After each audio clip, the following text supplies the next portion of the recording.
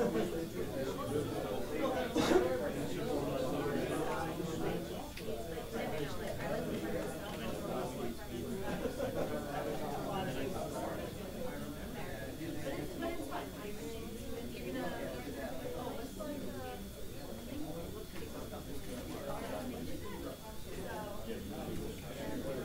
just getting confirmation from the other campus, and then we're pretty much good to go. 1 or 2 more minutes.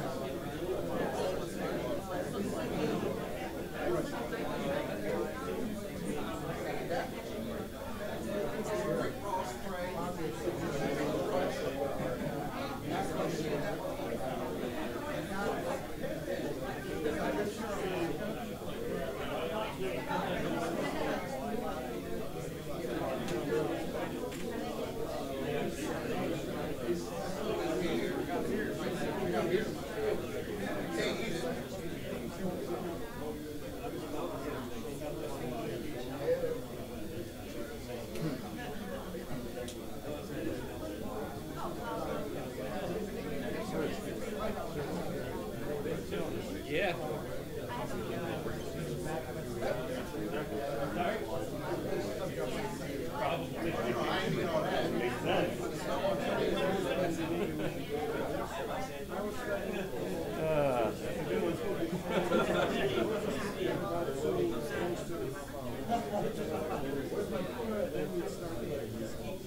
And you know it's easy enough, right? Easy enough, such a virtual box sets up, you know, windows And there you go. when it disappears, then it's done. Wait, what happened? Deletes it, then it deletes it, it's gone. You set up your windows in the virtual box, and then you go and dig it out, plug your whole Although there might be some kind of hardware ID link between, because like the hypervisor is kind of like every house, so there might still be a hardware link there. I'm not certain on that. Let me call over there.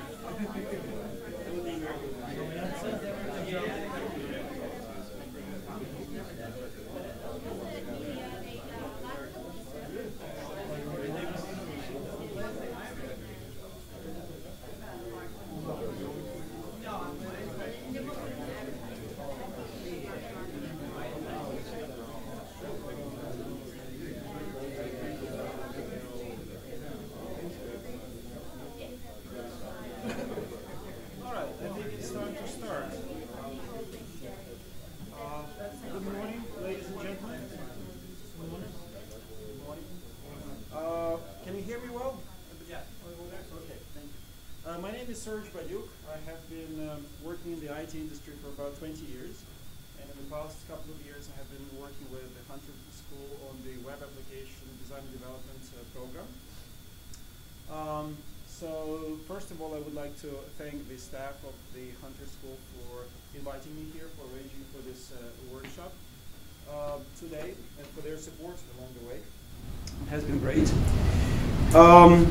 Let's look at what we will be talking about today. We will talk about the history and growth of the cybersecurity incidents, kind of set up the context. Then most of the workshop today will be spent on cybersecurity threats. We'll go in detail over different types of threats and how, essentially, how people exploit the computer system, the cyberspace. Then we'll talk about perpetrators, their targets and motives. Then there will be labs. Around lunchtime, there will be 2 labs.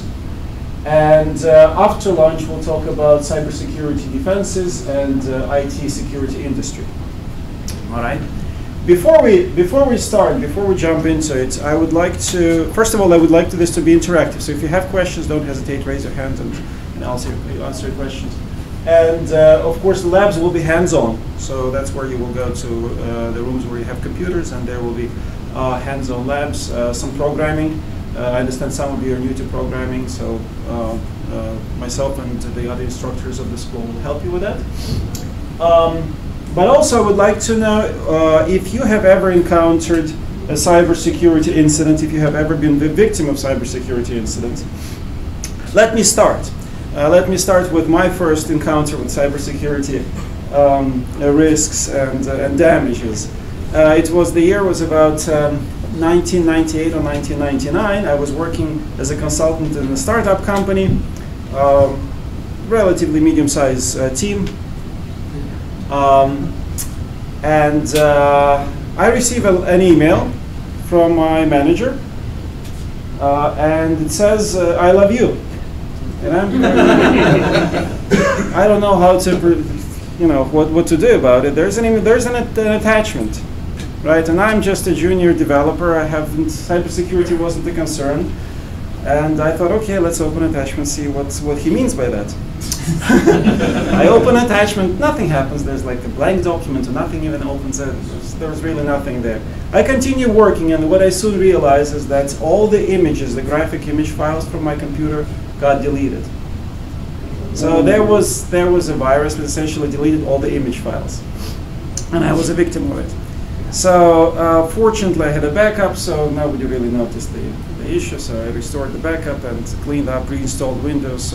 So not Windows, sorry, Office, and everything got back to normal. But that was my first encounter with essentially somebody hacking my computer. I would like to know if you have ever been a victim of a cybersecurity threat. Please say your name before. Oh, y'all don't know me. I'm Dylan. Chico, what's up? Dylan. I remember just one time when I was younger, I was on AIM, and I do music, so I was talking to a producer and everything, and just one day he sends me something, and I was like, oh, it's just him, you know what I mean? It's nothing. Yeah. Clicked it, but then about 2 minutes, my whole computer just shut down. Mm-hmm. Would not start. Like, oh my God, I killed my computer. So that sucked. I didn't know how I was going to tell my parents. I broke the computer that cost over $1,000. Oh. So. Okay. Well, yes, yeah, exactly. very, very similar. You had to click on some attachment, right? And then it's... yeah, it was just more like a link. Link, okay. Oh, it's just, thought it was a music, something referring to music, so I clicked it, just... Yeah. Anybody else? Thank you, Dylan. No problem. Yes. My name is Tyler. About a year ago, my family owns a business, and we host our point-of-sale program off of the server that we have locally. And suddenly everything stopped working, so the server sits in the background with no monitor, no keyboard, no mouse, just running. Hooked everything up to it, turned it on, and all the files had their names changed. They had an extension added to them. Everything was encrypted. On the screen, it said we had to send money here if you wanted to get the key for the encryption. And we ended up having to find a bitmap that matched the, for the icon image, finding the original, finding the file that was encrypted, decrypted it that way. Our point of sale company was able to use that information, recovered everything. But while they were looking, they found out that prior to this, for 2 weeks, the IP address that snuck in through our remote desktop had actually been accessing the server for about 3 weeks prior to dropping all that encryption on it. So it was probably looking for an exploit during these 2 or 3 weeks. Thank you. We'll be talking about ransomware today. Thank you very much. Tyler, right? Yeah. My name is Charles. Charles. So a few years ago, my fiance said that our computer, our laptop didn't work. It was HP. Yeah, I was telling you guys about this. And so pretty much she let me know that she was clicking around on the internet, I guess, and all of a sudden she was locked out of the desktop. And there was a message saying that you should call this number to help with desktop support. And so she thinks nothing of it, calls the number. The number doesn't sound like anybody who would be at HP's place. And they were trying to charge us like a lot of money in order to get into our own laptop. And so she was asking to speak to the manager. There was no manager there. The guy on the phone got really aggravated and hung up a few times. And when she cooperated with him once, he downloaded a program called Raptor. And later I discovered that's it's a keylogger. And and so it was logging keystrokes on everything we did. And eventually we got taken care of. But yeah, so I got too much. Try to see what information on. Anybody else? Yes. And Gary, I've run a lot of servers online throughout the years, managed them, mostly just dealt with a lot of DOS attacks, DOS attacks. DOS? Okay, does anybody, can you please elaborate what DOS is? Just so everybody knows. It's, as far as I understand, it's flooding the server. Denial of service, until, right? Yeah, until it either shuts down. Shuts down, okay. We'll be talking about this denial of service and distributed denial of service today. Okay, anybody else? Or okay, good. Most, yes, please. Yeah, with me was similar, like Charleston, but my husband is a cybersecurity expert, so I just said I'll fix that problem. So, you know, he was like, okay, what would you do to the computer? This is not supposed to be here. Yeah. So right now I'm not allowed to click on any website or anything. Okay. No. Good man. Okay. Well, you probably have proper security set up. Yes. Okay. Well, thank you very much for sharing these stories. So this will be very helpful. We can probably refer to them as we go along the presentation today. First of all, to set up the context, the proliferation of internet-connected devices. Why is this a growing area of concern? We have about 7.5 billion people in the world, and about half of them, these are the numbers from last year, about half of them have internet connectivity. So half of the world population. Furthermore, there are around 12 billion Internet of Things devices, meaning that these are devices that are programmable and that are network connected. This is like cars and now TV systems, and some refrigerators even can send orders to grocery stores. So all these devices which surround us are programmable, are network connected, and which means they're hackable. Which means that they can be a concern from the cybersecurity standpoint. So as a result, the security threat is proliferating, and let's look at the number of incidents. Now this is just the federal government data, US federal government data. So look at the span of 10 years, right? This is number of reported incidents. It has grown 1,300%. Clearly a tendency which is very disturbing. And also if you just look at the news, you know, turn on the TV or radio these days, every other day you will hear about Equifax being hacked, or some other company has been hacked, and a million losses, and people lose their jobs, people lose their data, and essentially it's a big deal nowadays. You can't not notice that if you watch the news. Let's look at the different types of cybersecurity threats, and by no means is this a complete list. This is just what we'll be talking about today. One of the major types of cybersecurity threats. I would say that there is two major types of malware that affected some of you, such as Dylan, I think, talked about the virus, and Charles as well. So there is malware called viruses, and this requires a person the user to perform an action, open a file, open an attachment, click a link, and that's how the virus gets onto your computer, and from that point onward it can spread, right? But there is also a worm, another term. It's a worm which does not require necessarily a user action. So a worm can access your computer through an exploit and then self-replicate, then find other computers on the network and self-replicate to other computers without user action. It can be a system where the user doesn't have to open anything or go click on the link and go anywhere. So what kind of viruses exist? Trojan, we'll talk about that. Ransomware, the POS system, right? Yes, Tyler. Ransomware, we'll talk about that. Denial of services and distributed denial of service. We'll talk about spyware. So these are primarily affecting computers. operating systems and programs that run on them. Then there is hacking through internet, through web access, essentially. There we'll talk about SQL injection.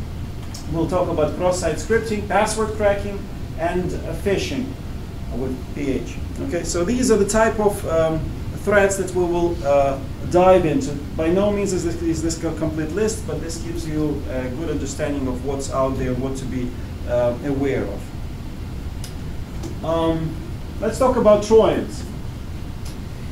So Trojans are, of course, the name comes from the Greek mythology, where there was like a 10-year war between Greeks and the city of Troy. And then the Greeks pretended as if they're leaving, and then they left kind of a wooden structure, which looked like a horse. And the Trojans pulled it over into the city, and then there were some Greek warriors hidden inside, and they essentially opened the gates, and that's how Troy was invaded. Roughly goes like that. But now this means it's a piece of software that looks legitimate. It looks legitimate, like a file, an attachment, a Word document, an Excel spreadsheet, right? It looks legitimate. You open that file, but essentially it's a virus, and that's why it's called Trojan. It's a virus that starts affecting your computer. You may not even notice it. Usually you have to trick the person, the user, into opening this file, right? You have to pretend that this is a real, document or something like that. And then once it's activated, what it can do, it can delete data, it can block your data, modify it, or just copy it. And then it can disrupt the performance of the computer or the computer network. So this is the Trojan. By the way, this is probably the oldest and still maybe most common security threat out there, because it's relatively easy to do, and it's actually relatively easy to lure people into opening attachments, clicking on links, and things like that. Let's look at, we'll do case studies along the way. So let's look at Sony Corporation back in 2011.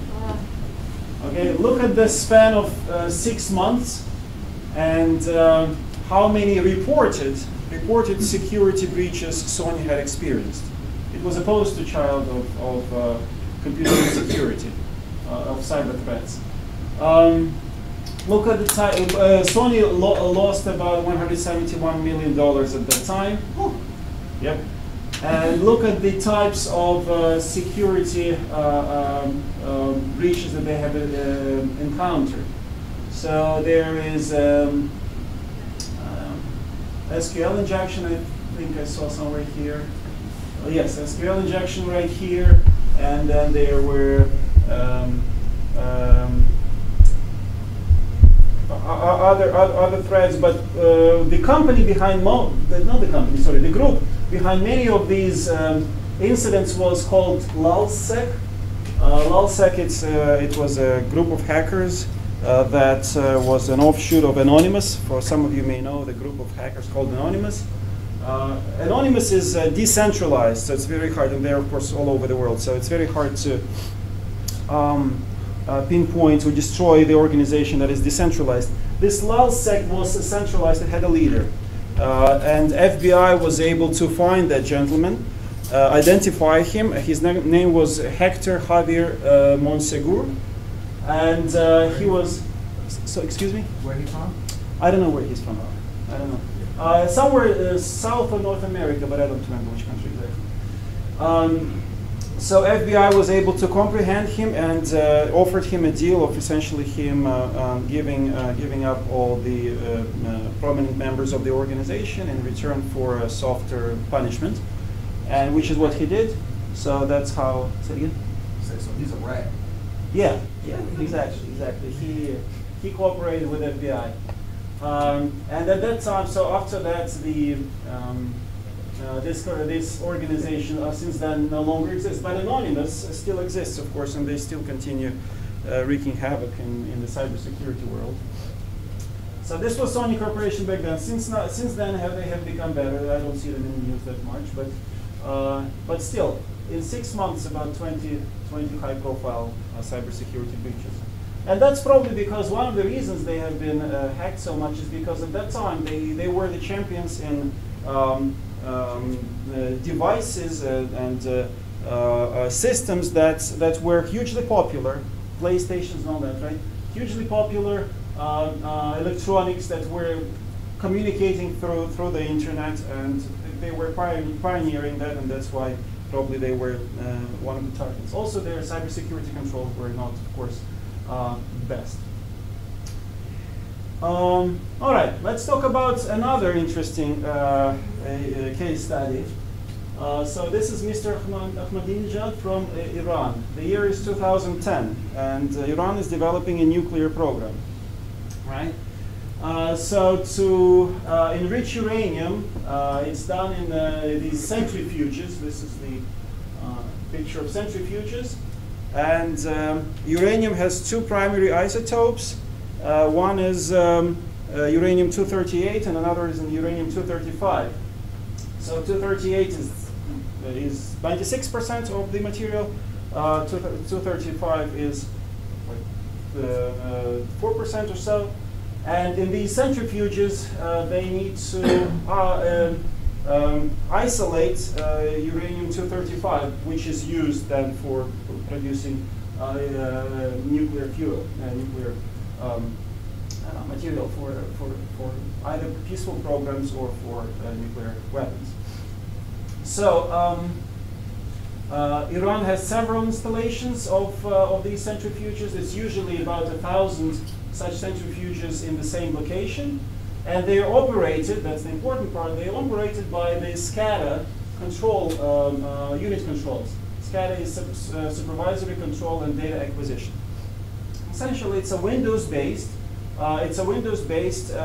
monitoring system that you can use to configure and monitor your centrifuges, right?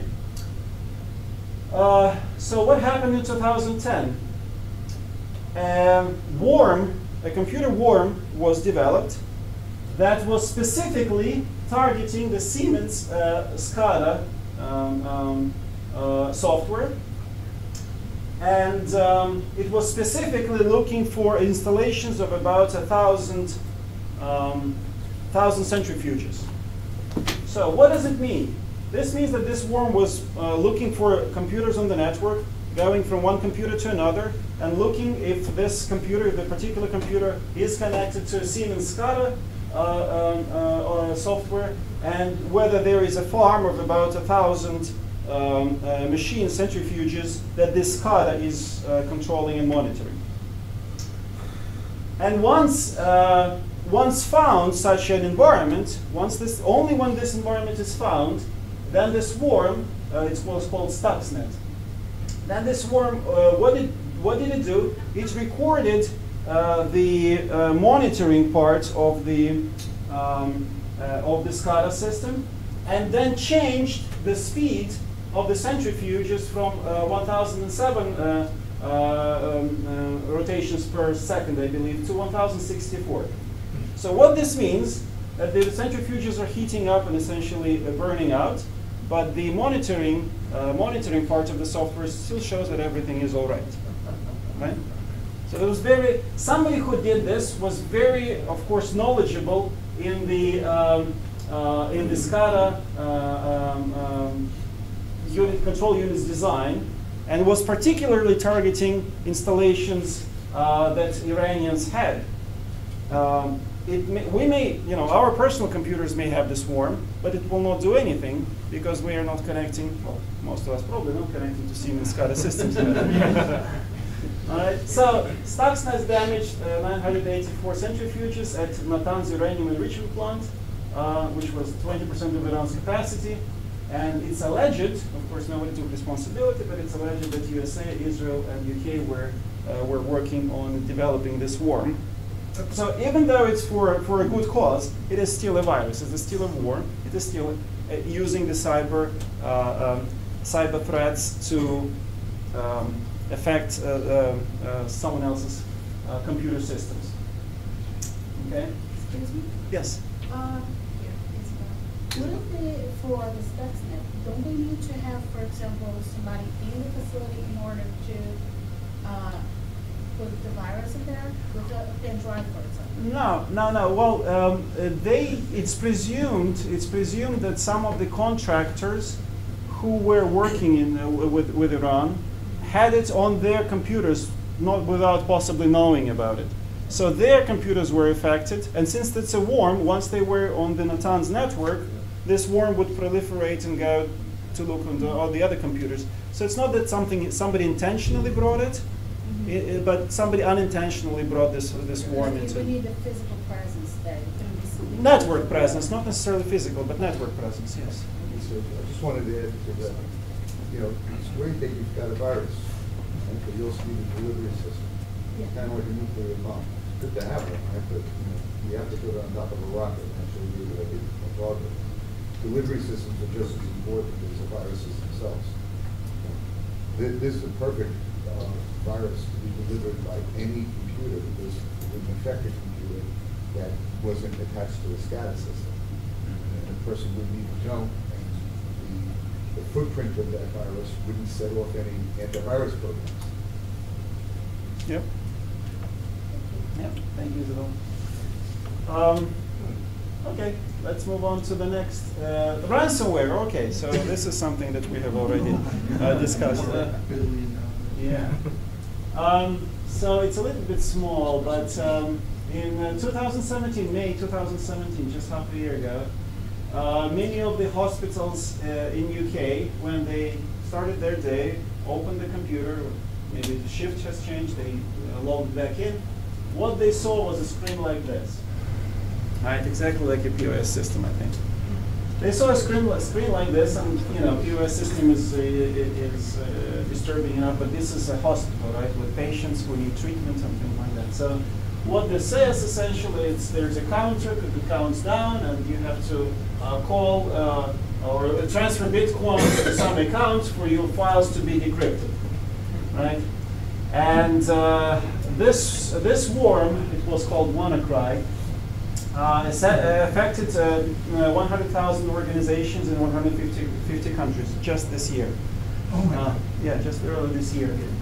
And the overall cost of this was about $4 billion all around the world. So it was encrypting files on the target computers. It was a worm. Again, nobody had to do any action. Nobody had to open any files or any attachments. It was a worm that just propagated itself through the network.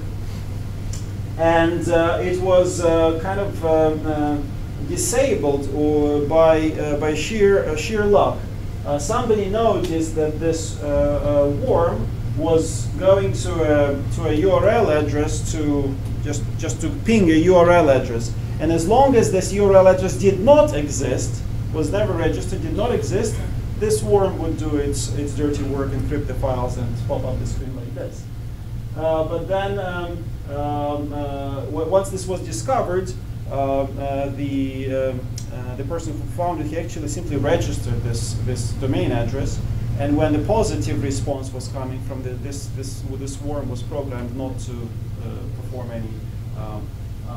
any damage. So.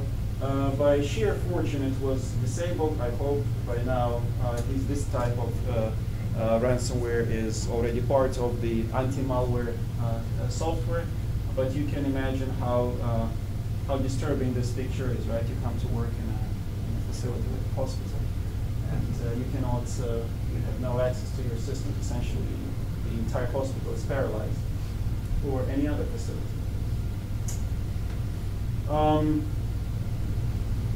So, yeah. Does that flat out say that it's like a worm and that you should pay, or what does the text say? Yes. Oops, your files have been encrypted. What happened to my computer? And essentially, they want to transfer bitcoins, right? The Bitcoin currency. Okay, so they're not just flat out saying this is a worm and you're not paying. Yes, you have to pay, right? And then we will decrypt your files. Yeah. This is becoming very, very popular. Yeah, and I was glad to hear your story as well. And of course you shouldn't be paying these people. Goes without saying, right? But yeah, you should be prepared for this incident to happen, because the way it works, it's essentially people are since this is a worm, right? You don't open any attachment. It's not your fault, but it's essentially using an exploit through an operating system. Since Windows is still probably the most popular operating system, most of them impact Windows, but there is Linux and Macintosh as well. Unix is. But essentially, it's used as an exploit. What does an exploit mean? Exploit means that there is a bug in the operating system that the owner of the operating system, let's say Microsoft in this case, may have found, may have not found. If they have not found it yet, then essentially all the versions of this operating system out in the market are vulnerable, right? And even if they did found, even if Microsoft did found and issued a patch, people don't apply patches right away, right? Some people delay them. I personally do that because, if something pops up right now, my computer says apply a patch, I'm busy right now, I cannot do this, right? So I will delay that. Network engineers delay patch applications for a long period of time. Some patches require reboots, right? They cannot reboot. Their operations would depend on this, so they have to wait until the scheduled downtime, maybe in the weekend, maybe next month, when they can apply the patches. And all this time, their systems are essentially vulnerable, whatever exploit, whatever bug that is. And that's how such worms replicate. Denial of service. Gary brought this up, right? Yeah, right. So denial of service. So what does denial of service mean? That's another way how the computer networks or servers can be destabilized.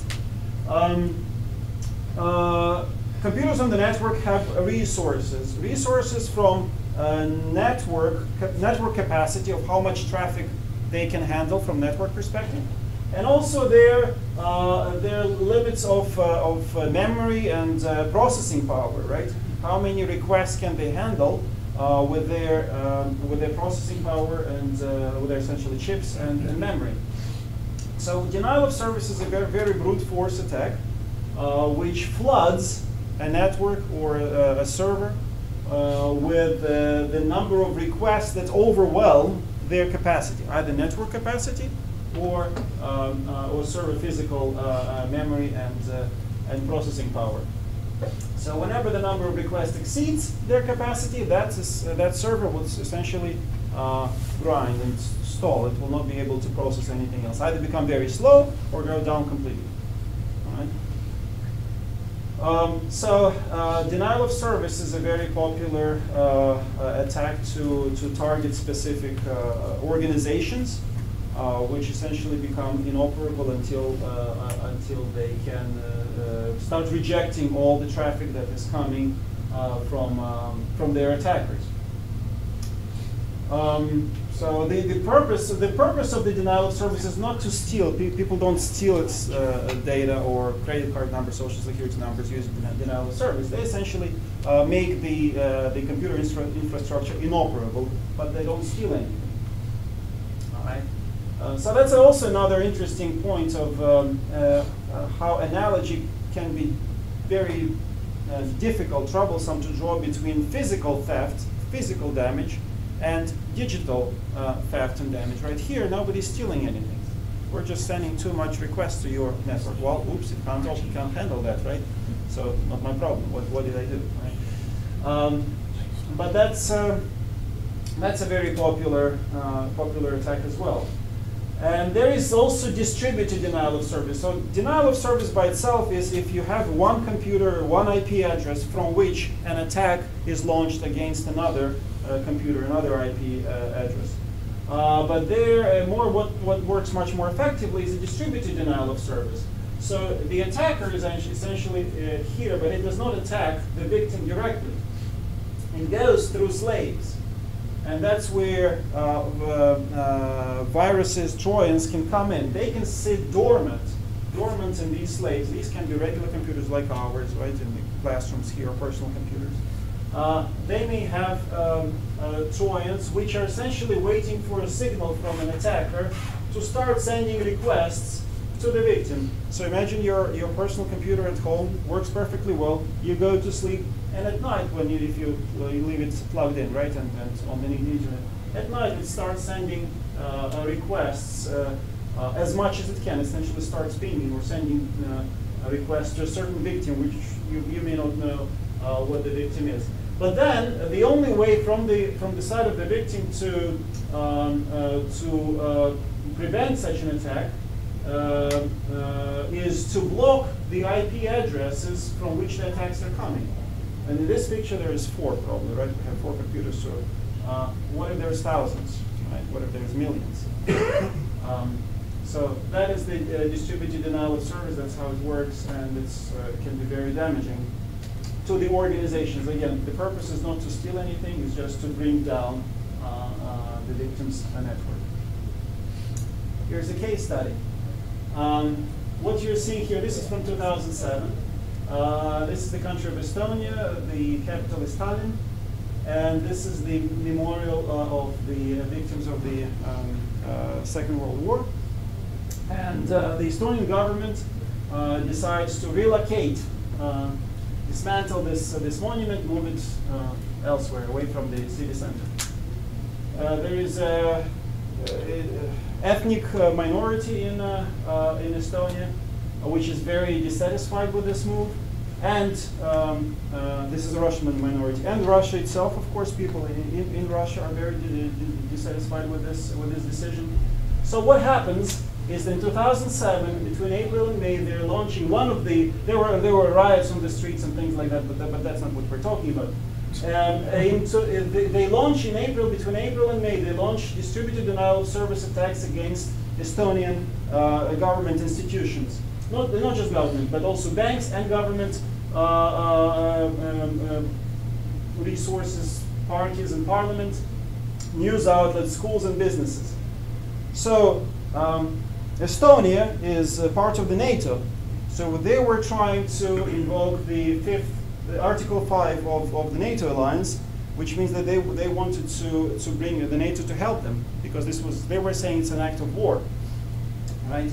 By foreign country, an act of war against a NATO member. Well, what transpired at the end is essentially they found one teenager, maybe like 20 years old, who said that he and his friends essentially launched this attack, and Estonia charged him with a fine of about $1,000. Yeah. Go from war to $1,000 exactly. First, so this illustrates how people are in panic when this happens, right? Because their banks, the Estonians cannot pay with their credit cards because their banks are inoperable, right? They cannot use their cards. Their main, government resources, and Estonia is very famous for being e-government. They do everything online there. So suddenly they're paralyzed. So they're in panic. They're trying to invoke Article 5. At the end, when all settles down, they charge one guy with $1,000 fine. But the positive consequence of this was that following this attack, NATO started treating cybersecurity seriously. And now there is a NATO Center of Excellence for Cyber Defense, which is, by the way, headquartered in Tallinn. Okay. So this is very close to my heart because I was born in Estonia. I was going to ask, so how do you feel about this? Okay, that's a point of a different lunch. I'll bring I wasn't behind any of this, okay? I'm just reporting. Okay, let's move on. Spyware. So let's talk about spyware for a second. So what is spyware? Somebody brought keylogging, right? There was Charles, keylogger, right? So this is one of the ways how your computer essentially is spying on you. A keylogger is a piece of software that records all your keystrokes. You type in a password, it will record it. And it may later transmit it somewhere, right? Say it again? Your hardware too, right? Yeah, it can be hardware too, yes. It can record all your visited websites. It can get access to the data on your hard drive. And of course also access voice and video files. So how is it? It's clearly a threat, right? It's clearly a threat, but it is part of the NSA. One of the NSA tools to spy on the suspects that they need to that they're planning to prosecute. So what was reported in 2013 is that NSA actually worked with manufacturers of electronics to plant essentially spyware there that would allow them to turn it on when they need or when they have a court permission, court warrant, and spy on people. So, but if NSA can do this, that means others can do this as well, right? Other governments or other private individuals can do the same thing. So that's a threat as well. And by the way, Samsung, here's a quote from Samsung. Be aware that if your spoken words include personal or other sensitive information, that information will be among the data captured and transmitted to a third party through your use of voice recognition. So when you buy a Samsung TV, not necessarily Samsung, but it's a quote from them, this can be one of their terms and conditions, and essentially you consent that everything you say at home can be transmitted to a third party. All right? So something to think about. And of course, with proliferation of Alexa, Amazon Alexa, and Google devices that just listen to commands and they're on all the time, this is a growing concern. Yes. Is that the same for Siri? Yeah. Yeah. It's in the second to last page of the Siri contract. They say they'll keep everything you say to Siri on file for at least 2 to 3 years. You know, there's those hundreds of pages of things nobody ever reads. It's in there. It's actually stated in the terms. But that's the reality. That's what's all the smartphones today, right? So this is like a prescription. The side effects include. Right. Yeah, getting put on a no-fly list. All that stuff. Yeah. Okay, let's talk about a slightly more technical exploit or attack. Now we'll talk about SQL injection. So what is SQL? Well, SQL stands for Structured Query Language. People who are taking web application design development class that is part of the curriculum. It's a language that you use to access the databases, to retrieve data, send data to the database, update data, delete data, to work with the database. How can it be exploited? Well, the websites usually are driven by databases. And news, let's talk about news website, for example. You search for a certain article, let's say you search on the president, right? And it goes to its database and it gives you all the latest news about our president, right? So that's how it works. But you work through the web interface. So for example, let's say that you are sending a city. You're supposed to send a city. You're buying something online, and you're supposed to send a city where you want it to be shipped. So what the expectation is that you will type something like Medford or Levittown or anything like that in that field, right?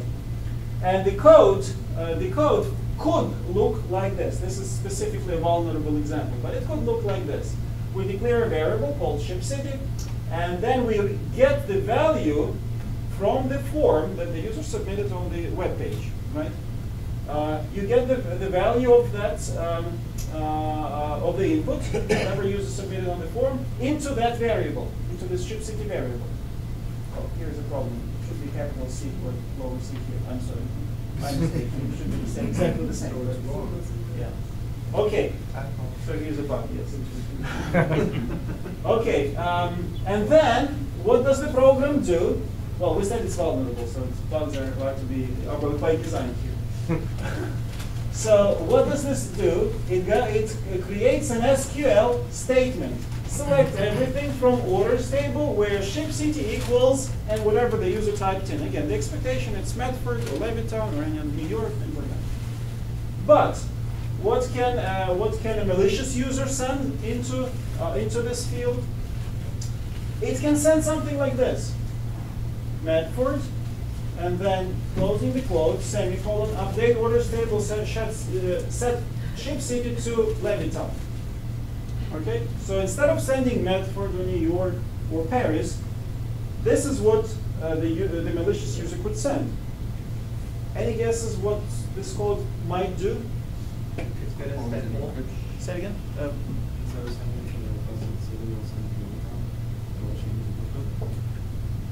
Can you please speak up? Instead of sending it to Metro, it will change it to Levittown. Change to Levittown where? Throughout that table. Everything. Yeah. Everything. So everything in the orders table will now be changed to Levittown. Do you know how many parcels Levittown will get? How many shipments? Right? So of course this is very, very known exploit, and frankly nowadays there are multiple layers of protection against SQL injections. But older systems are still vulnerable. Something that was developed maybe, I don't know, 7, 8, 10 years ago. Yes? My name's Matt. I was just curious though, if, for example, in SQL Server, if you're using stored procedures on the back end, does that mitigate the problem? Yes, it does. Okay. Yes, stored procedure is one way to mitigate. Okay, correct. But not everybody uses stored procedures.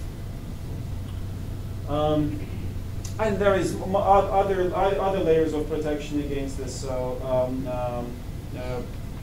servers that run the websites, they will try to detect single columns in the input from the user. And try to neutralize this type of error, because usually in the SQL, strings are surrounded by single quotation marks. So they're looking for this and trying to replace this with backslash it. So there are different types of protection against SQL injection. All right. So moving on to cross-site scripting. Here's another threat that can be that people can use the internet essentially to steal information, mostly steal information from the visitors, from the internet users. It's a little bit hard to see here, but let me try to explain. So what happens is, again, we're talking about internet forums. Why are forums so dangerous or so risky? Because if you think about a website without any forms, then it's only information going one way. It's the creator of the website sending the information to the users, to the readers. News articles, right? Blogs, things like that. It's the owner of the website, the creator, the writer, sends all the data to the audience. But forums is a completely different direction. It is now the audience, the internet users, visitors, can now type something in or select through drop-downs, radio buttons, things like that, and send something back to the server. Completely different flow of data. And that's what makes it dangerous. Because now you have to handle uncontrollable input. Like we saw with SQL injection, there was this, instead of Medford, you would expect only one city, but then people send code essentially in that field that can damage your systems if you expose them. Here, this works, cross-site scripting works in a similar manner. You know that instead of, for example, sometimes you can write a review or post something on a website. So what is expected there? It is expected that people will just post some text or their review of the product, for example, or certain comments on the article. Regular text. It can be a lot of text. People can type, 5 paragraphs. That's fine, but it will be regular text. However, in cross-site scripting, what people, the malicious users, what they type in is code, computer code, such as, for example, JavaScript, right?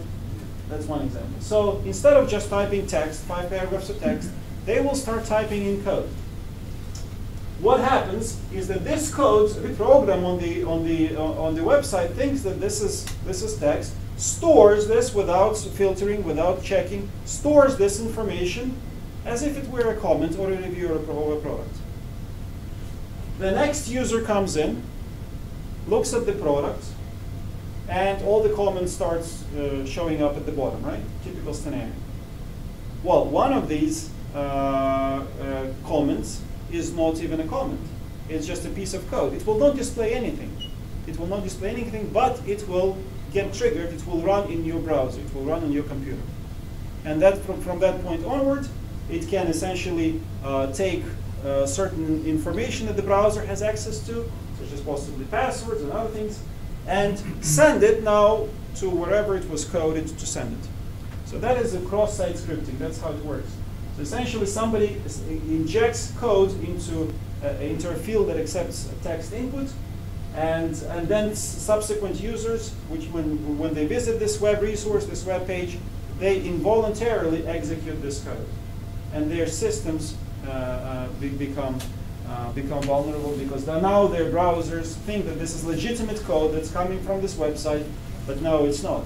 It's somebody essentially entered it in. Yes? Is that kind of like the MySpace hack where the guy put something in his profile, and from then anyone that went onto his profile was also infected? Yeah. But of course, companies like MySpace, Facebook, you probably would expect that such threats are adequately protected against. But something less, somebody built up a website or less protected website can be exposed to this type of threat. Well, at this time, I think we should take a 10-minute break, all right? And then reconvene in 10 minutes, and we'll continue with cybersecurity threats.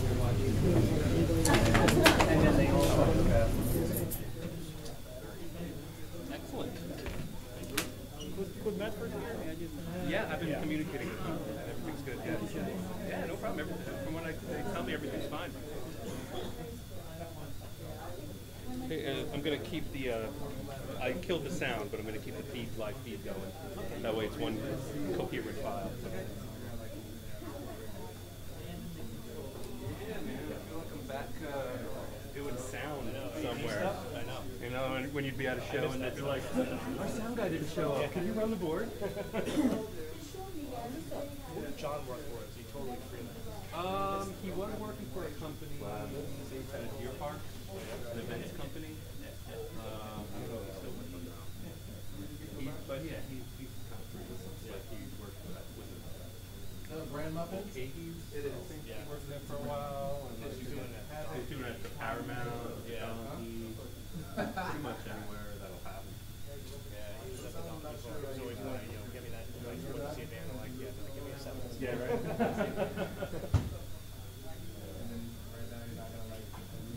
Actually hit the bathroom.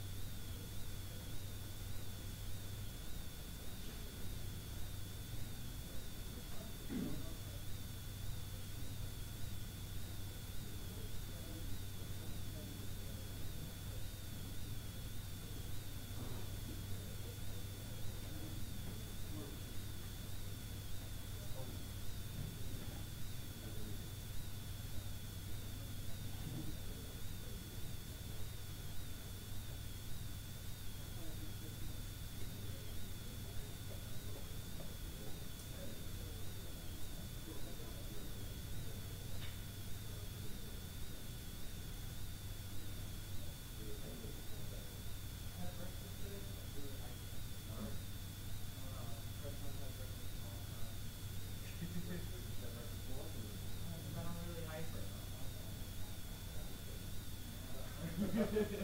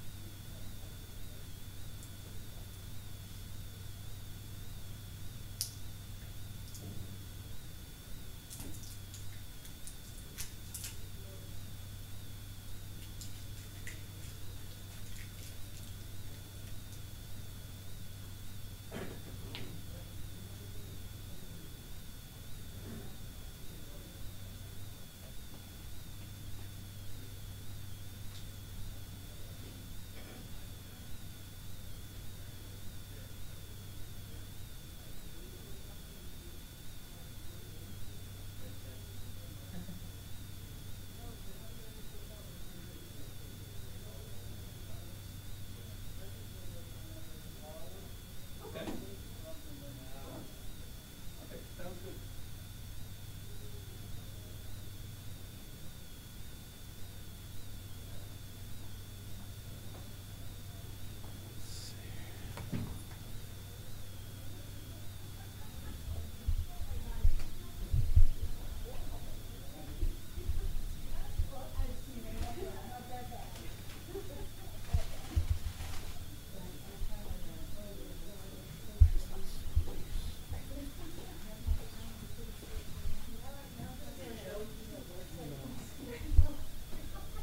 Hey, what's up?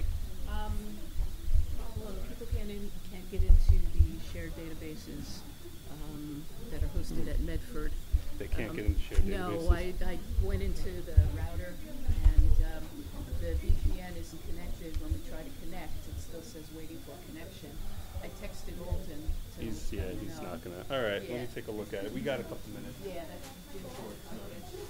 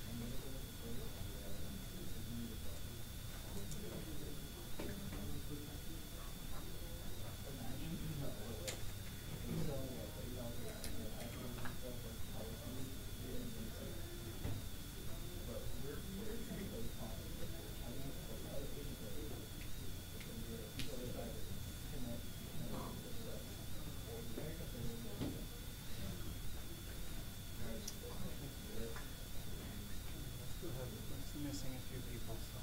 Yeah. Let's give them a Yeah, okay. Those are a bunch of people. Yeah, no. Harry Rose. Yes, but this fellow was not. Yeah. I'll slack them a lot of them.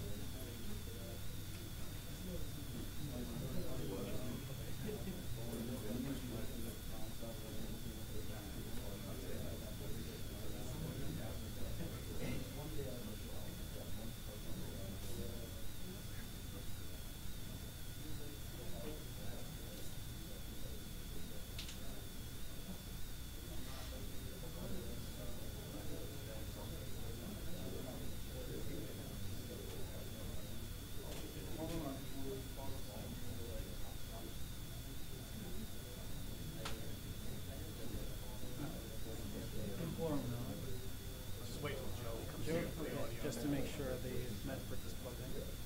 Yeah, I probably could do it better that way, right?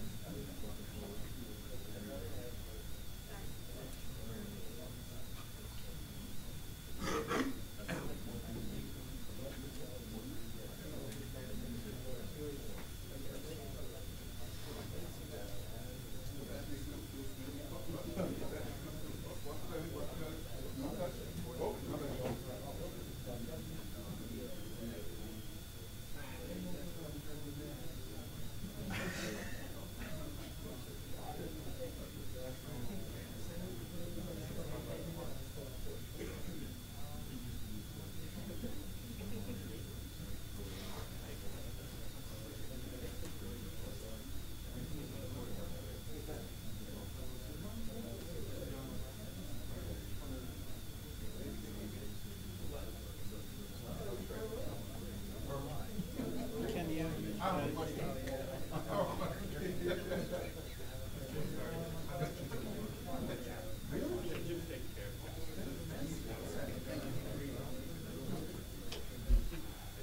Sorry, VPN trouble.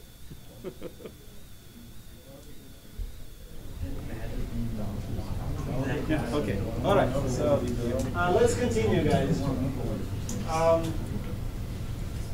Let's continue with the security threats. So the next one is password cracking. This is very brute force attack. Essentially, you're trying to guess the password. But instead of trying to guess it manually, you just create a program that runs through all the possible combinations and tries to guess the password or username password. And that's, by the way, the topic of our lab today, which we're only in about an hour or so we'll start doing the lab. So how does it work? Well, it's simply you have a number of characters. There's a finite number of characters on the keyboard. And your password can be a combination of any of these characters. Of course, the more characters you use, the more difficult it becomes to guess your password. But many people do not use secure passwords. This is the list of most popular real-world passwords. Okay? And if you recognize yours here, it's time to change. Okay? It is sometimes very difficult to visualize or comprehend how difficult or easy it is to crack a password. And that's why our exercise today will be dedicated to that. So each one of you will essentially try to crack a password, which for our contained purposes will consist of only 4 numbers, no numbers, right? But with just 4 numbers, what you will do today, you will write a program that essentially, knowing the username, again, that's another given, you will know the username. But the password, you will essentially crack a password of 4 digits pretty quickly, right? So that you don't have to. And then that's a usual computer, usual workstation, nothing fancy. If you think about more sophisticated, more powerful computers and a farm of computers, not just one, but a farm of computers, of course, this exponentially grows. Does this work with ATM too? ATM? Yeah. What do you mean by ATM? It's a 4-digit crash. Well, yeah, they have 4 digits, but yes, but that's the ATM is slightly different infrastructure, right? They usually use Windows XP. Possible, but then that password goes, of course, to the bank. It's not the Windows XP that it actually is network connected to the bank, and the bank validates the password. The ATM itself doesn't know your password, right? It cannot validate it. Right. Okay. I don't know. But yes, you're right. The password. They're trying to rob somebody. I don't know. But what they do with ATMs, since you brought this up, and not necessarily ATMs, but different machines that sell, vending machines that sell tickets, Coke, and things like that. People hook up and monitor the network that goes from that vending machine to the credit cards company to validate the credit card. So let's say you're buying a ticket, all right? And people can hook up and listen to the network. And then they intercept your essentially credit card details, right? And then they can use this number, essentially create another credit card. It's just a piece of plastic, right? And now they have smart chips, but several years ago it was just a magnetic stripe. So then they quickly create such a card and start using it. So that's what was going on with these vending machines. So it's another security threat. Thanks for bringing it up. So again, the password cracking is very brute force, nothing sophisticated, but it is the point of the exercise today is to illustrate that it can be quite efficient, can be done. If your password is something like this, it's very easy to crack. Yes, just a related thing. This was like 2010, 11. There was a Dave & Buster's in Pennsylvania, and then when those Dave & Buster's, you typically will purchase a card from them, and you can upcharge your card with additional points through these little kiosks. So the contractor decided, instead of actually, like Serge said, with the ATM machines will communicate with software inside of the bank to do validation. It's not internally stored in the machine itself. The contractor and the network person, whoever it was, decided to save some money. Instead of running wires up the walls, through the ceiling, whatever, was to do wireless communication between the servers in the back room. And so people started to notice that their accounts were being, compromised. So when they called in the authorities found about 20 to 30 criminals that weren't connected to each other, just sitting in the parking lot using software to scan the wireless service, collecting all these PIN numbers and magnetic card information, things like that too. Yeah. Thank you. Wow, I should have been there. Yeah. Would have caught so much stuff for Christmas. All right. Continue. Yeah, let's go to phishing now. That's another interesting term from cybersecurity vernacular. So what does phishing mean? Phishing means that you receive an electronic communication that looks like it comes from a reputable source or legitimate source, and it asks you to do something. For example, provide your sensitive information, change your password, type your username, things like that. And it has links where you can go and change your password, update your bank account information or something similar. And people do that because it looks legit, right? People click on this. They go to some website, for example, that also looks legit. And then they start entering voluntarily giving out all their personal information, right? So again, there is very little we can do technologically to prevent this, right? If I send you an email and ask you click on this link and provide your password, and you do that, well, how can you prevent this from happening, right? What anti-malware program can you write to prevent this?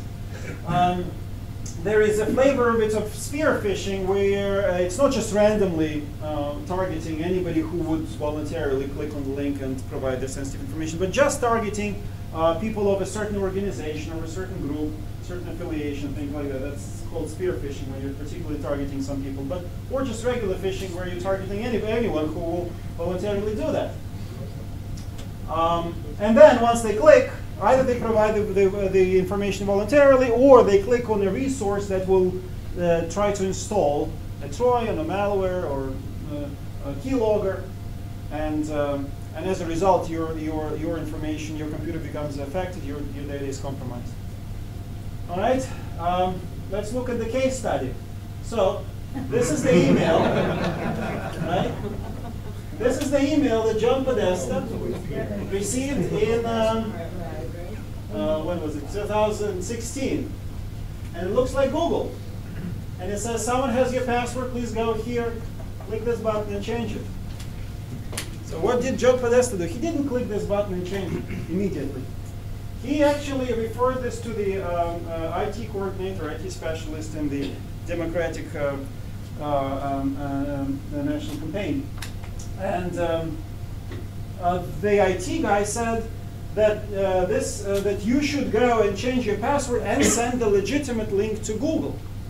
So he got a response. John Podesta did receive a response that click on this link that I'm sending you and change your password because somebody is fishing around.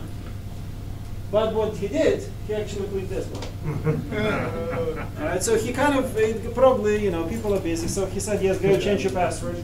He clicked the wrong link. He clicked the link on this email. So what happened? Well, all his emails become from his. Essentially he provided access to his Gmail account. All right, and all the emails became publicly available, and this was essentially they were exposed through WikiLeaks, and this severely damaged the Clinton campaign.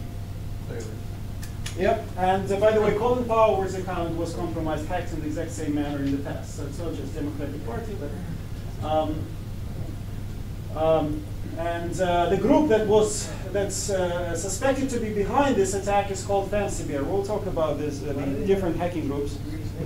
Yeah, we're the same. You're right. You're right. But we'll look at them on a different slide, so I'll not go into this right now. But this is, this presumably legitimate-looking email had devastating political consequences for a major party in our country. So just think about it. He voluntarily gave up the information, right? There's nothing we can do about it. No antivirus. All right. Okay, now let's talk about cybercrime perpetrators. So who are behind all these cybercrimes, behind all these Trojans and SQL injection attacks and worms and things like that? So there are, of course, individuals. They're just people who are doing this for fun, just because they can, right? Then there are commercial organizations. There's espionage, and commercial organizations are trying to gain advantage.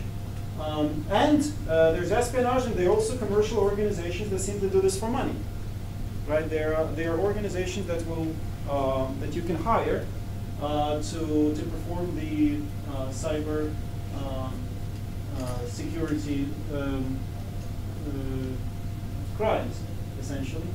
And then there are governments. There are government structures that are involved in creating worms, like in the Stuxnet, right? The Stuxnet was created by government organizations, presumably, of course. We don't know for sure. So here's a question to you. What is the difference between cybercrime and cyber espionage? Cyber espionage is somebody who's probably adjacent to the company and trying to reach the company via employees, whereas cybercrime is somebody who's probably mostly outside of the company and they're trying to reach the company through emails or other ways. Okay. I had a question about the second one. Sure. The commercial organizations. So you meant to say that there was like a job where you test the I guess like the fabric of a company's organization? Like, well, that's not what I meant. These are perpetrators of cybercrime. We'll talk about legitimate jobs in the cybersecurity industry, and yes, we will talk about people who test the network. Yeah, the ethical hackers, for example. We'll talk about that. But this is not. These are criminals. Right? These are people who are, or with organizations who actually create viruses for the purpose of stealing information or damaging computer infrastructure. It may be for good causes like we saw in the Stuxnet. It may be for bad causes. the tools are exactly the same, right? So this is all cyber crime, regardless of the cause for which it was perpetrated. And what is the boundary between espionage and protecting of public safety? Another question to the audience. Oh, Say it again? Talk about that. Well, what was you saying was like there's a job for public safety or for the company's own safety, that they would hire people to test the integrity of their security system and their stuff. So for public safety or business management, so they don't get breached. Or you got espionage again, which is a person who's adjacent to the company is trying to breach and gain their own personal gain, pretty much. Okay.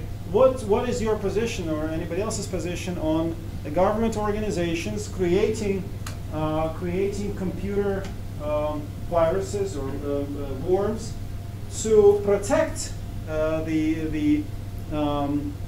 protect the people, right? So to catch the criminals, right? So for example, Stuxnet is a good example, right? Yeah. This was a worm created by presumably government organizations. But it was a worm. It affected computers, the SCADA systems, right? But it was for the cause of preventing Iran, or at least throwing it back in its uranium enrichment program. So, what is your position on that? When that was released into the wild, it affected many commercial institutions as well outside of Iran that were also running that system. And then it's just spread all over the world. It was released by Israel, actually. Yeah. But, I mean, it just, I don't think it's a good thing the way they did that particular thing, because there was no control on it. I mean, it was just, it released itself into the wild, and it could have destroyed nuclear power plants that were running on the same control system. Maybe that was Uncontrollable. There was no way to contain it. So these things have a lot of danger associated. If they created it more carefully, where it was only targeting, let's say, SCADA systems in Iran, would that be? Would you give a? Would you treat it differently? It's a weapon of war in that case. So Right, that's it's fine. a weapon of war. That's a different thing. Yeah, yeah, it's interesting, right? Okay, so it's a legitimate weapon of war. That's what you're saying. Yeah. In today's world. Right, so you're saying your position is like they need to have a better grasp of it before they release it? Yeah, I mean, they could have built into the code a way to confine it to a certain group of domains, for example, so that it couldn't escape Iran, something like that. But it was just written, to attack the hardware. I mean, it's extremely sophisticated as well. And it took a long time to develop. Yeah. There's a show that you can watch on TV that just explains the entire thing and how it was developed in the U.S. and brought over to Israel. Oh, okay. I think any weapon of war though, in its infancy, people don't really understand. Back when the Geneva Conventions first invented, the laws of having weapons, we had the United States had a flamethrower, right? And then I guess people studied war and was like, oh, this is really terrible. It's really killing people very violently, and now you can't even use flamethrower anymore. You know what I'm saying? So I think it'd be the same for viruses. Of course, it's going to damage a lot of things that we didn't foresee, and until we get a control on it, it has to be a development. Yeah. I mentioned earlier, let's use it regardless. People got burned too. I don't know. I think it's like you said, it's a weapon of war. We do need that because, for example, China, it's a government-sponsored espionage. Yeah. And besides, what China also does, they come to U.S. companies. For example, go to China. There is Apple stores that very similar to the ones we have here, and all of that knowledge was stolen.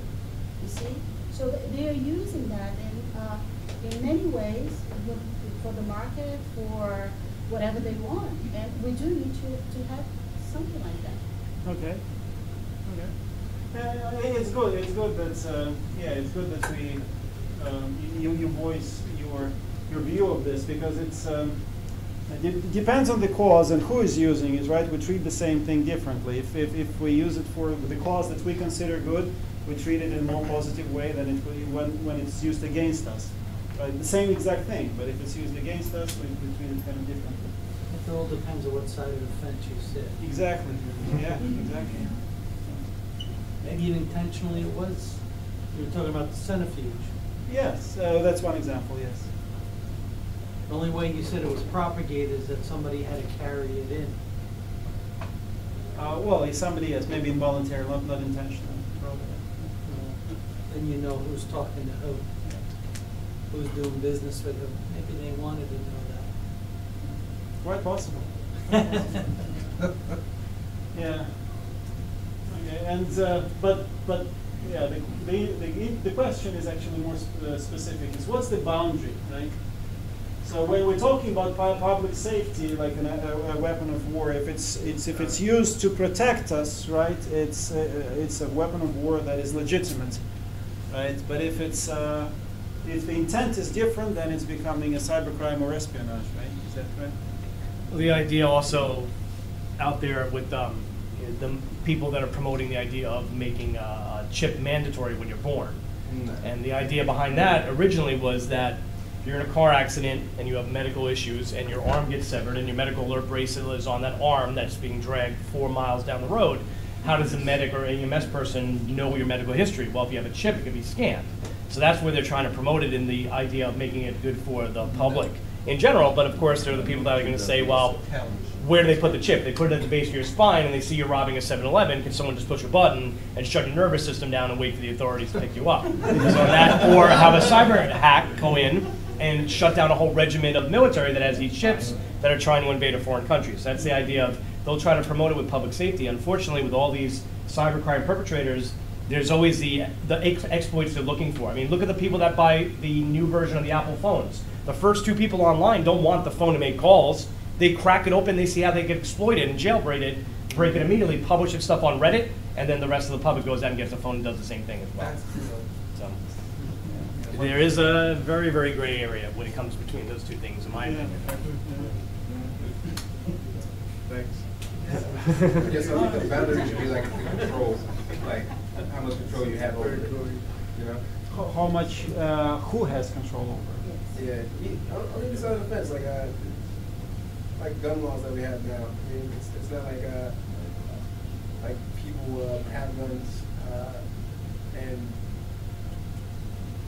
there's laws to, protect. I don't know what I'm trying to get at there. He knows what he's trying to say. Yeah, well, yeah, it's very difficult to draw an analogy with physical world. Yeah. It's very difficult in my opinion because, yeah, gun laws, what do we presume by guns? You can kill somebody or injure somebody, right? In these cases... Still injured someone. Well... financially. Well, in the case of Podesta, John Podesta's emails, we just published his emails, right? We didn't steal anything. We should probably go right along with gun laws right now, you know? Yes. They could end up killing someone. I mean, they're coming out with more sophisticated cars with automation. Oh yes. So it's react with those and crashes into someone. Yeah. Yeah. There was an experiment with Jeep, right? The Jeep maybe several months ago, when somebody remotely essentially reprogrammed it and made it do something remote. While Jeep was in driving around, it was moving.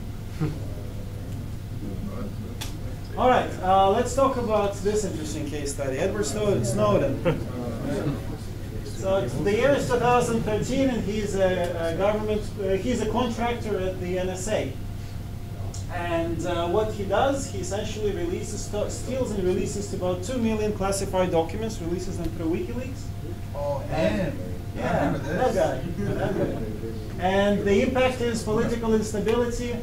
The world finds out that NSA was listening to Angela Merkel's phone calls, and essentially a very embarrassing situation for the U.S. government as a whole. Right. So why did he do this? Because he was frustrated. Right. He was frustrated when the government agency was collecting vast amounts of information uncontrollably collecting it. And when one of the officials from NSA was essentially directly lying, that's what Edward Snowden said, he was directly lying to Congress under oath about the information collection and use by the NSA. So what Snowden did, essentially made this information public. So this is also a cybersecurity threat, right? But this is completely coming from a human source. How can this be prevented? Yes? Monitoring the network to see if somebody is downloading something, an unusual amount of download is happening. Okay. Simple enough, and unfortunately the government doesn't have that in place. Okay. Monitoring network to see if there's unusual activity. You can see if he's downloading that kind of, that amount of information and trace it to the fact that he's doing it on a computer that's not authorized to get in there. Government computers are notoriously outdated, updated. True. Yes. I don't think you can stop it.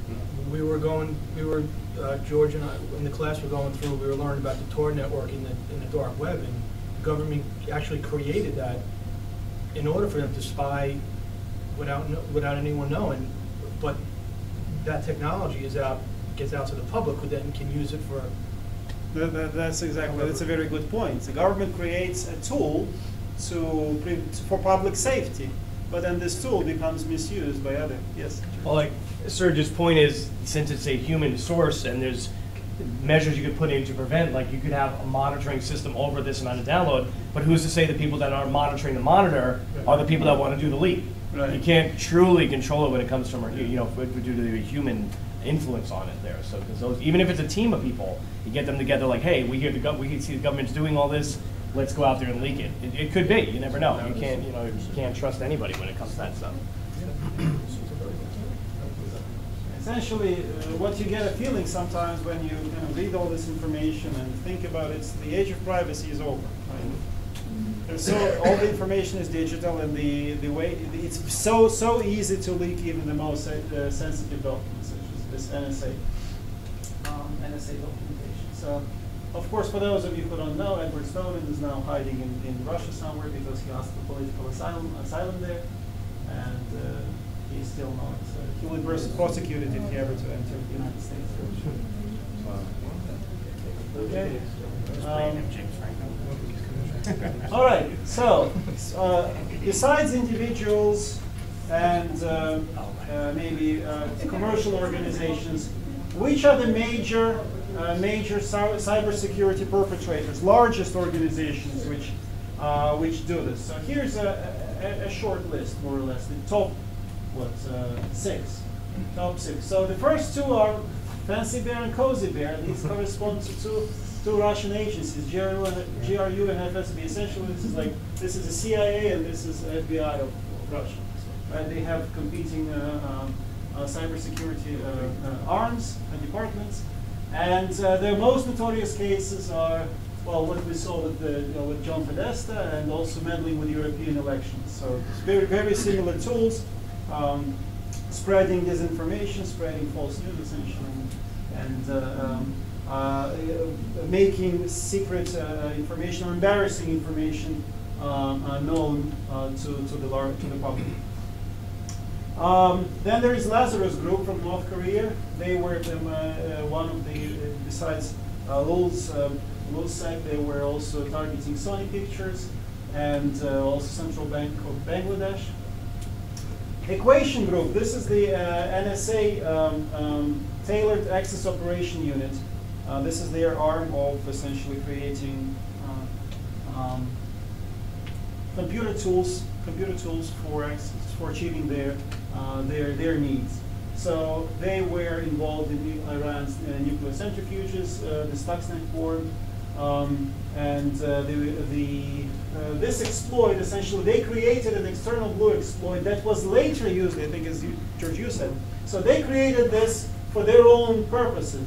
They created an exploit of Windows for their own purposes. Then another organization somehow stole it or found out about this exploit. And then they created the WannaCry, that other organization created the WannaCry virus, that's a worm, actually, so the correct term is worm, that affected 100,000 computers in May of this year. Okay, so this is a good example of how a tool, an exploit that was created for purposes that we see beneficial, was later on used to damage us, essentially. Then there is a group called Common Crew, coming out of China, famous mostly for industrial espionage. And then there is this decentralized anonymous group, which is essentially a group of hacktivists who pursue goals that they choose. They are not associated with any government, but they do target government websites, the governments that they don't like, essentially, as a group. And they're international, so they're all over the world. So these are the major players. If you read the news, these are the major players in the cybersecurity warfare, so to speak. Okay. Well, we're getting up to our lab. So what we'll do in our lab, so logistically, you will go to your rooms where you have computers and essentially write this code and run it to crack a password. But before we do that, let me go over it in detail so that people with programming background and without it have some understanding of what we're doing here.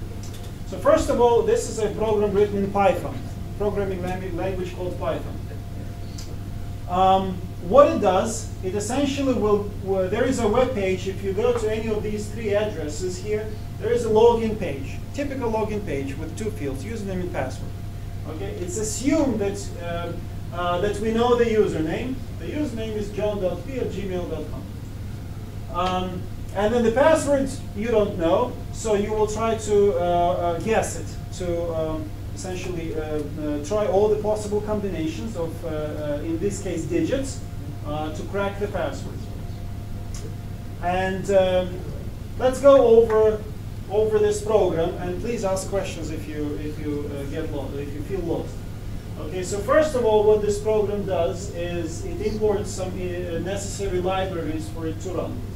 So I will not go into that, but essentially it takes existing Python libraries to perform certain functions here.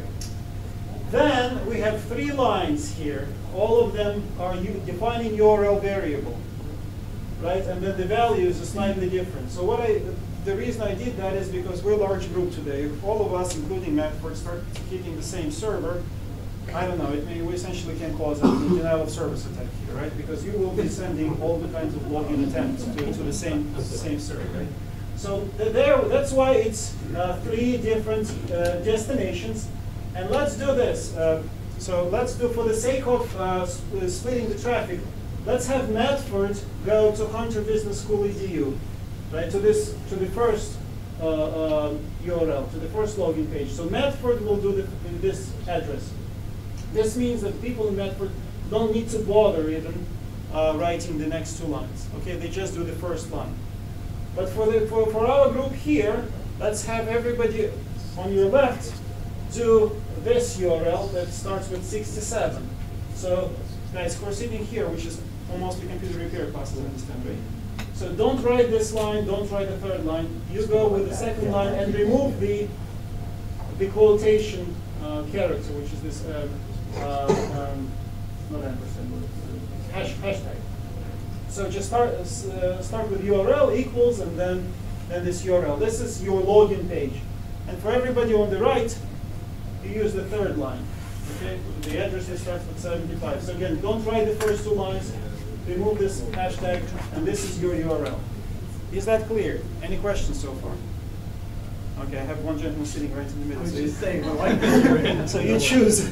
Which Serge, I think we're going to do it where Rick and Jim's CTNS students will do the first hashtag URL. Okay. My web app people will do the second. Okay, all right, that's fine. That might be easier. Okay. Okay, so essentially now here you define where is the login page, what is your target, the target of your program. Okay. Then we define one more variable. It's email. That's your username. Okay. So this is where to go. This is your username, and now we start dealing with the password because everything else up till now is given. You know what's the URL. You know what the email or the username is. Now we use ITER tools package, and the function is products, and here are all the characters that the program will try to combine to generate a password. So as I said, these are only digits today, so that you can in reasonable time crack this password. I'm using only digits. you can extend it to all the possible characters on the keyboard. Then it will take longer, but then it will use everything. And then we're passing another parameter saying repeated equals 4, which means take any 4 combinations of these characters. Not 3, not 5, just 4. So it will try 1, 1, 1, 1, 1, 1, 1, 1, 1, 1, 1, 1, 2, 1, 1, 1, 3, and so forth. Okay? And now, in the next block, it's a for loop. It's essentially a loop, which means repeat the same action over and over again. Okay? So it goes for as many passwords as this generator generates from combination of the characters, combination of four numbers from this list. So for every combination, join the four digits together, and then essentially send the password that you have generated and the email from here to the URL. Okay, so yeah, so this is where it sends to URL.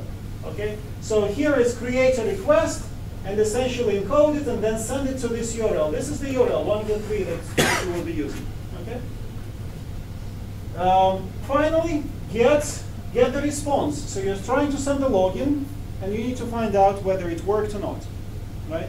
So get the response from the URL, decode the response, and then try to find the word welcome.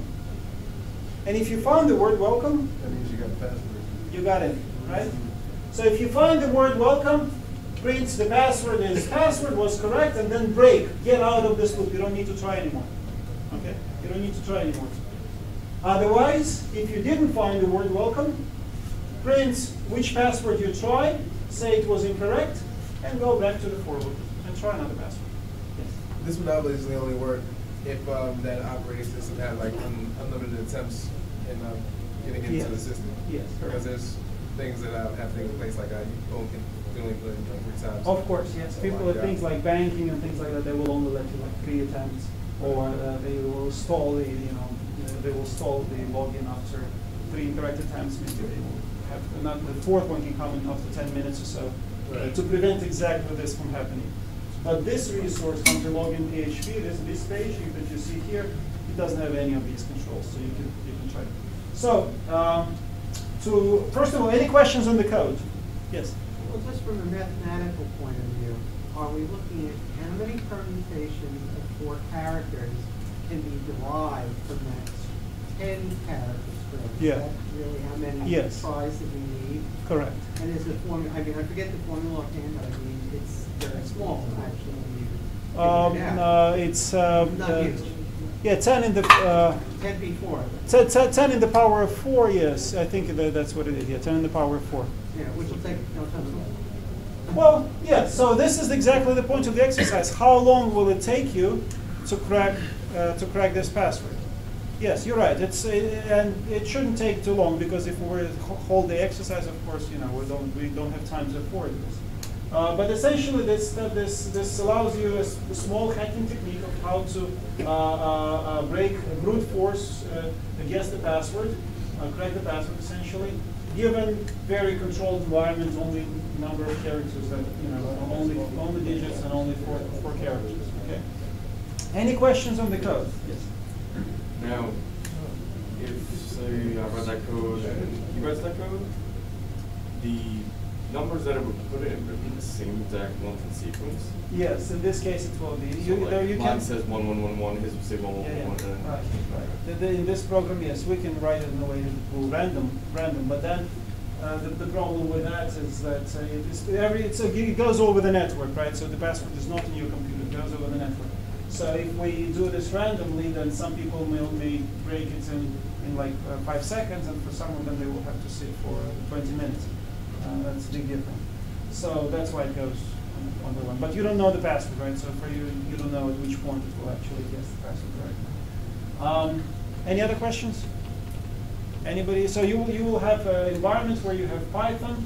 The tool in Python where you write this code is called idle, integrated development environment. And myself and the instructors from Hunter School will help you if you get stuck. Right. Okay. So with that said, unless there are any questions from Medford, I don't have any questions from Medford, no. Okay. So let's go and break into the lab. And after the lab there is lunch, right? So we do lunch after that.